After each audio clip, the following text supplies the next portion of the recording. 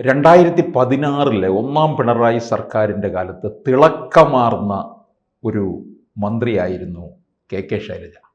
2021 നമുക്കറിയാം കെ ശൈലജയെ മന്ത്രിസ്ഥാനത്ത് നിന്ന് മാറ്റി നിർത്തി.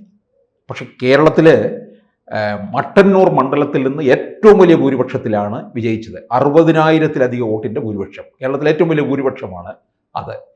വളരെ ജനപ്രിയയായി മാറുകയും ചെയ്തു. പിണറായി വിജയനിൽ പലർക്കും അതൃപ്തി നിൽക്കുന്ന ഈ സാഹചര്യത്തിൽ CPM കെ ശൈലജയെ മുന്നിലേക്ക് കൊണ്ടുവരികയാണോ എന്നൊരു സംശയമുണ്ട്.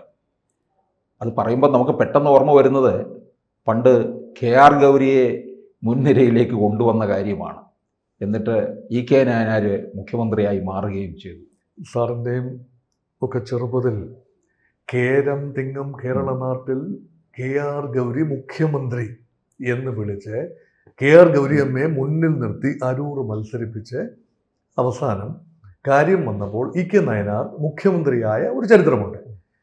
മലയാളത്തിലൊരു സെയിങ് ഉണ്ട്, അനിയത്തിയെ കാട്ടി ചേച്ചിയെ കെട്ടിക്കുക എന്നൊരു സെയിങ് ഉണ്ട്. അപ്പം അഴകുള്ള അനിയത്തിയെ കാട്ടി സ്വല്പം കോങ്കണ്ണുള്ള ചേച്ചിയെ വിവാഹം കഴിച്ചയക്കാമോ എന്ന ആലോചനയിലാണ് കാരണവന്മാർ.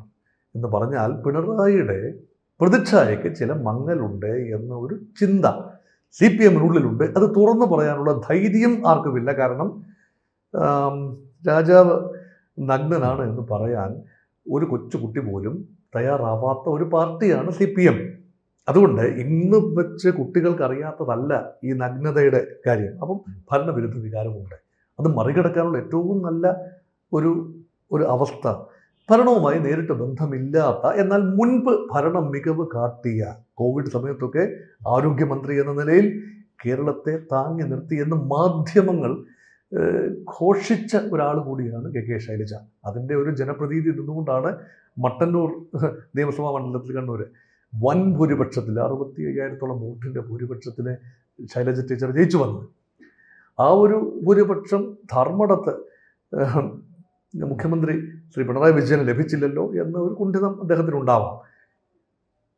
ക്യാപ്റ്റൻ പിണറായി തന്നെയാണ്, കാരണഭൂതൻ പിണറായി തന്നെയാണ്, ഇരട്ടച്ചങ്കൻ പിണറായി തന്നെയാണ്. അപ്പോൾ ചങ്കിൻ്റെ എണ്ണം 2. ഒരുപാട് വിശേഷണങ്ങളുണ്ട്. ശൈലജ ടീച്ചർക്ക് അങ്ങനെയുള്ള വിശേഷണങ്ങളൊന്നുമില്ല. ഇനിയിപ്പോൾ ഉണ്ണിയാർച്ചയെന്നോ എന്തെങ്കിലുമൊക്കെ വിശേഷണങ്ങൾ വന്നേക്കാം. അല്ലെങ്കിൽ ഈ ഒരു വീരാരാധന കമ്മ്യൂണിസ്റ്റ് രീതിയല്ല. ഞാനതുകൊണ്ടാണ് പറഞ്ഞത്, പല പേരുകൾ ഉണ്ടല്ലോ എന്ന് പറഞ്ഞത്. കമ്മ്യൂണിസ്റ്റ് രീതികളിൽ ഒരുപാട് മാറ്റം വരുന്നു. ഒരു വ്യക്തിപൂജയിൽ അധിഷ്ഠിതമായ, ചില പേഴ്സണാലിറ്റി കൾട്ടിൽ അധിഷ്ഠിതമായ രീതികൾ മാത്രമേ വോട്ടെത്തിക്കൂ എന്ന ചിന്തയാണ് CPM-നെ ഇപ്പോൾ ഭരിക്കുന്നത്. അതുകൊണ്ടാണ് ശൈലജ ടീച്ചറിനെ മുന്നിൽ നിർത്തിയാൽ പ്രതിച്ഛായ ഉണ്ടാവുമല്ലോ. അപ്പോൾ ഈ വളരെ പ്രതീക്ഷയായിരിക്കും അപ്പം കേരളത്തിലെ ജനങ്ങൾക്ക് ഉണ്ടാകാൻ പോകുന്നത് കെ ശൈലജയെ മുന്നിൽ നിർത്തുമ്പോൾ. ഒരു സെയിങ് ഉണ്ട്, ഈ non devil is always better than an unknown Angel. അപ്പം നോൺ പേഴ്സൺ തന്നെയാണ്, അറിയപ്പെടുന്ന ആൾ തന്നെയാണ്. നന്നോ അല്ലയോ എന്നതല്ല, അറിയപ്പെടുന്ന ആളാണ് കെ ശൈലജ. എന്തെല്ലാം ശൈലജ ടീച്ചറിനെ കൊണ്ട് സാധിക്കും എന്ന് കേരളം കണ്ടതാണ്.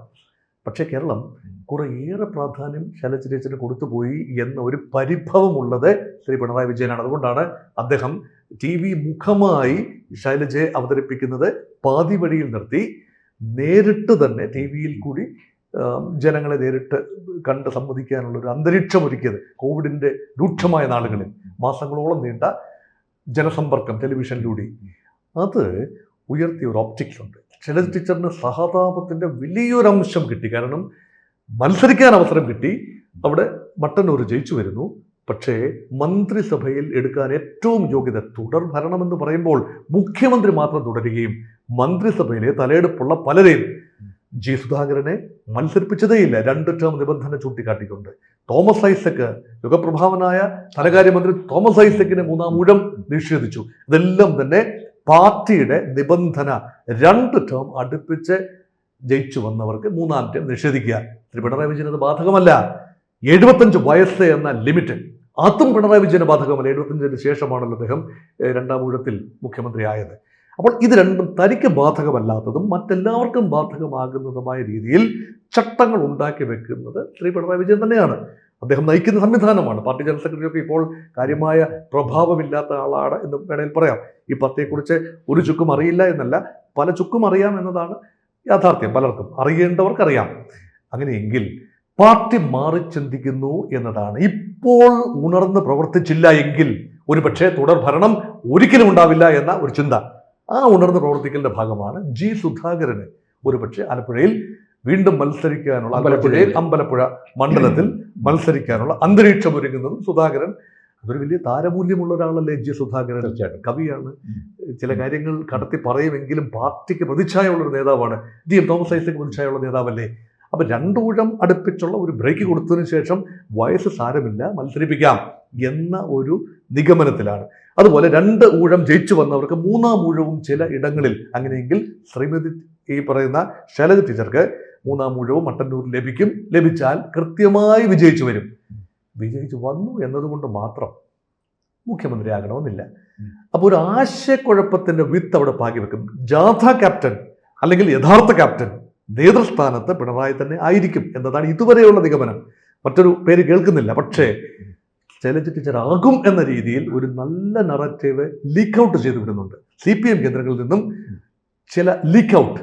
അത് മാധ്യമങ്ങൾ ആഘോഷിക്കുന്നുവെങ്കിൽ ആഘോഷിച്ചോട്ടെ, അങ്ങനെയെങ്കിലും 4 വോട്ട് കൂടുതൽ കിട്ടിക്കോട്ടെ, അതാണ്. പിന്നെ പിണറായി വിജയൻ മത്സരിക്കുന്നില്ല എന്നൊരു തീരുമാനം എടുത്താൽ തീർച്ചയായും ഒരു സാധ്യത ഉണ്ട് എങ്കിൽ അതിൽ ഏറ്റവും മുന്തിയ സ്ഥാനത്ത് നിൽക്കുന്നത് ശൈലജ ടീച്ചറിനാണ്. KR ഗൗരി അമ്മയ്ക്ക് ലഭിക്കാതെ പോയ ഒരു സൗഭാഗ്യം. ആദ്യമായി ഒരു വനിതാ മുഖ്യമന്ത്രി കേരളത്തിനുണ്ടാകുന്നു. ആദ്യമായി CPM ഒരു വനിതാ മുഖ്യമന്ത്രിയെ കൊണ്ടുവരുന്നു. ഒരു സംസ്ഥാനത്തും സംഭവിച്ചില്ലല്ലോ, ഇല്ലേ? പശ്ചിമ ബംഗാളിൽ സംഭവിച്ചില്ല, ത്രിപുരയിൽ സംഭവിച്ചില്ല, കേരളത്തിൽ സംഭവിക്കാമായിരുന്നു. അപ്പോൾ ഇതൊക്കെ ഒരു പുതുമയാണ്. ഈ പുതുമയ്ക്ക് മാത്രമേ ഇനി പിടിച്ചു നിൽക്കാനാവൂ. ശബരിമല കൊള്ള ആഞ്ഞു കത്തുകയാണ്. മറ്റെല്ലാ കാര്യങ്ങളിലും CPM പ്രതിസ്ഥാനത്തല്ലേ. അപ്പോൾ ഈ പുതുമകൾ പരീക്ഷിച്ചാൽ അതൊരു അടവ് നയമായിരിക്കും, വിജയതന്ത്രമായിരിക്കും എന്ന ചിന്തയുള്ള അനേകം CPM-ലുണ്ട്. അപ്പൊ ഇത്തരത്തിൽ പ്രതിരോധത്തിൽ നിൽക്കുന്നത് കൊണ്ടാണ് ഇത്തരത്തിലുള്ള ഈ അടവ് നയത്തിലേക്ക് അനുകൂല സാഹചര്യങ്ങളിൽ ഇതൊന്നും, ഈ പരീക്ഷണത്തിനൊന്നും മുതിരില്ല. കൃത്യമായ കല്ലെ പിളർക്കുന്ന പാർട്ടി ശാസനകൾ അത് ഗോവിന്ദൻ മാസ്റ്റർ ഇങ്ങനെ പറഞ്ഞുകൊണ്ടേയിരിക്കും. ഗോവിന്ദൻ മാസ്റ്റർ താത്വികാചാര്യൻ എന്ന മേലങ്കി അണിഞ്ഞുകൊണ്ട് പറഞ്ഞുകൊണ്ടേയിരിക്കും. പറയുന്നതിന് പിന്നെ ചിന്തകൾ തീർച്ചയായും ഇരട്ടച്ചങ്കനായ പ്രിയപ്പെട്ട മുഖ്യമന്ത്രിയുടെ തന്നെ ആയിരിക്കും. അതുകൊണ്ട് ആ ഒരു രീതിയിലാണ് CPM ഇപ്പോൾ കേരളത്തിൽ മുന്നോട്ട് പോകുന്നത്. ഇന്ത്യയിലെ CPM തന്നെ കേരളത്തിലെ CPM ആണ്. യഥാർത്ഥത്തിൽ ഇന്ത്യയുടെ CPM-നെ താങ്ങി നിർത്തുന്നത് ഭരണമുള്ള, പണമുള്ള കേരളത്തിലെ CPM ആണ്. ത്രിപുരയിലെ CPM ഒരു മരീചികയാണ്. ബംഗാളിലെ CPM കാലയവനിക്കുള്ളിൽ മറഞ്ഞുപോയി. മറ്റെല്ലായിടത്തെയും ഡൽഹിയിൽ ഉൾപ്പെടെ CPM കാര്യമായില്ല. പിന്നെ മഹാരാഷ്ട്രയിലൊക്കെ ചില തൊഴിലാളി വിഭാഗങ്ങൾ CPM-നോടൊപ്പം ഉണ്ട്, ചില വിദ്യാർത്ഥി സംഘടനകളുണ്ട്, ശരിയാണ്. പക്ഷേ കേരളം തന്നെയാണ് CPM-ന്റെ അവശേഷിക്കുന്ന പച്ചപ്പുള്ള ഏകതുരുത്ത്. അവിടെ കൂടെ അധികാരം നഷ്ടപ്പെടാനാവില്ല എന്നതുകൊണ്ടാണ് ഏത് വിട്ടുവീഴ്ചയ്ക്കും തയ്യാറാകും. സമുദായ സംഘടനകളുമായി വിട്ടുവീഴ്ച ഇല്ല എന്ന് പറയുമ്പോഴും ആത്യന്തികമായി ന്യൂനപക്ഷ വോട്ട് വേണ്ട എന്ന് പറയാനാവില്ല. ഭൂരിപക്ഷ കൺസോളിഡേഷൻ സാധിക്കുമോ എന്ന് തിരക്കുന്ന ഒരു പാർട്ടിക്ക് അധികാരം എത്രത്തോളം പ്രിയപ്പെട്ടതാണ് എന്ന് അറിയാൻ പാഴൂർ പടിപ്പര വരെ പോയി പ്രശ്നം വെച്ച് നോക്കേണ്ട കാര്യമില്ല. ഇതിനകത്തൊക്കെ കൂടുതൽ ഒരു സംശയം ഉണ്ടായതിൻ്റെ അടിസ്ഥാനത്തിലാണ് ഞാനിങ്ങനെ ചോദിച്ചത്. കഴിഞ്ഞ ദിവസം ഭരണപക്ഷം തന്നെ സഭയിൽ നിന്ന് വോക്കൗട്ട് നടത്തിയപ്പോൾ അതിന് നേതൃത്വം കൊടുത്തതും KK ശൈലജയായിരുന്നു എന്നുള്ളതാണ്. ഈ ചില സമയത്തൊക്കെ ചിലരെ മുന്നിൽ നിർത്തും. ശൈലജ ടീച്ചറിന്റെ നേതൃത്വത്തിൽ ഇതാ ഭരണകക്ഷി അംഗങ്ങൾ മാർച്ച് ചെയ്ത് പുറത്തോട്ട് വരുന്നു. അതൊക്കെ പുതിയ സംഭവങ്ങളാണ്. പണ്ട് EMS-ന്റെ സമയത്ത് ഭരണവും സമരവും ഞങ്ങൾ ഒരുമിച്ച് മുന്നോട്ട് കൊണ്ടുപോകും എന്ന് പറയുന്നതിനെ അനുസ്മരിപ്പിക്കുന്ന രീതിയിൽ പ്രതിപക്ഷങ്ങൾ മാത്രം സമരം കൊണ്ട് കൈയടക്കണ്ട, ഞങ്ങൾക്കുമുണ്ട് ചിലത് പറയാൻ. ആർക്കെതിരെയാണ് ഭരണപക്ഷം സമരം ചെയ്യുന്നത്? ആർക്കെതിരെയാണെന്ന് മറ്റൊരു ചോദ്യചിഹ്നമാണ്. തങ്ങൾക്കെതിരെ തന്നെ സമരം ചെയ്യാനാവുമോ? അല്ലേ? ഞങ്ങളുടെ പോലീസ് ഞങ്ങളെ തല്ലിയാൽ നിങ്ങൾക്കെന്നാ കോൺഗ്രസ്സേ എന്ന് വിളിച്ചൊരു കാലഘട്ടമുണ്ട് CPM-ന് അണികൾ തെരുവിൽ. അപ്പം ഇതുകൊണ്ട് നിഗൂഢമായ രീതിയിലാണ് കാര്യങ്ങളുടെ പോക്ക്. അതുകൊണ്ടാണ് ഭരണവിരുദ്ധ വികാരം ഉണ്ട് എന്ന ഓപ്പൺ അഡ്മിഷൻ. ഇവിടെ അതിനെ മറികടക്കാൻ ചെപ്പടി വിദ്യകൾക്കേ സാധിക്കൂ. അവസാനം ശൈലജ ടീച്ചറിനെ പറഞ്ഞു പറ്റിക്കാതെ ഇരിക്കട്ടെ. മുഖ്യമന്ത്രി ആയില്ലെങ്കിലും പ്രതിപക്ഷ നേതാവെങ്കിലും ആക്കാനുള്ള ഒരു സാമാന്യ യോഗം ഉണ്ടാകട്ടെ എന്ന് ആശംസിക്കാം. ഇപ്പോൾ അത്രയേ ഉള്ളൂ.